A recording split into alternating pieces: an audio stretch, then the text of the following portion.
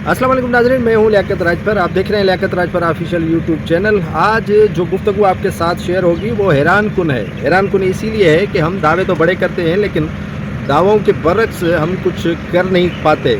उसमें बड़ा जो रिज़ल्ट मैं आपको सुना रहा हूँ, आज आलमी दिन है तालीम का।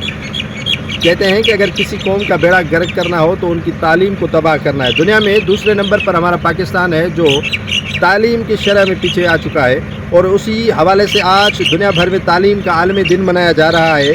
और ये काबिल तशवीशनाक अमल है कि स्कूल से बाहर बच्चों की जो तादाद है वो दुनिया भर में पाकिस्तान दूसरे नंबर पर आ चुका है। आज पाकिस्तान समेत दुनिया भर में तालीम का आलमी दिन मनाया जा रहा है। अक़वाम मुत्तहिदा ने जो चार्टर के तहत तालीम इंसान का बुनियादी हक़ है, अवाम को मुफ्त और लाजमी बुनियाद पर तालीम फराहम करना रियासत का फ़र्ज़ है, लेकिन रियासत वहाँ पर कोताही बरत रही है और कोताही कर रही है। लेकिन मुल्क की जो सूरत हाल है वो इंतहाई तशवीशनाक है।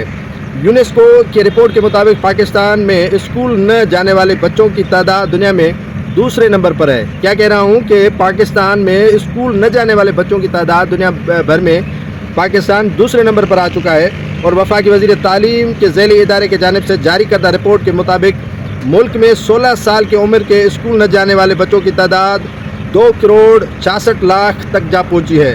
पंजाब में 1 करोड़ 11 लाख से ज़ायद बच्चे तालीम से महरूम हैं, जबकि सिंध में 70 लाख से ज़ायद बच्चे स्कूल से बाहर हैं। खैबर पख्तूनख्वा में 36 लाख और बलूचिस्तान में 31 लाख से ज़ायद बच्चे जो है वो हुसूल इल्म में नाकाम हो चुके हैं। ये नाकामी रियासत की है, ये नाकामी हमारी है, ये नाकामी आपकी है। जो दावे तो बड़े करते हैं, हर साल इल्म और तालीम के हवाले से पैसे रखे जाते हैं बजट में, लेकिन शर्मनाक और अफसोसनाक तादाद व शुमार हमें हैरान कर देते हैं।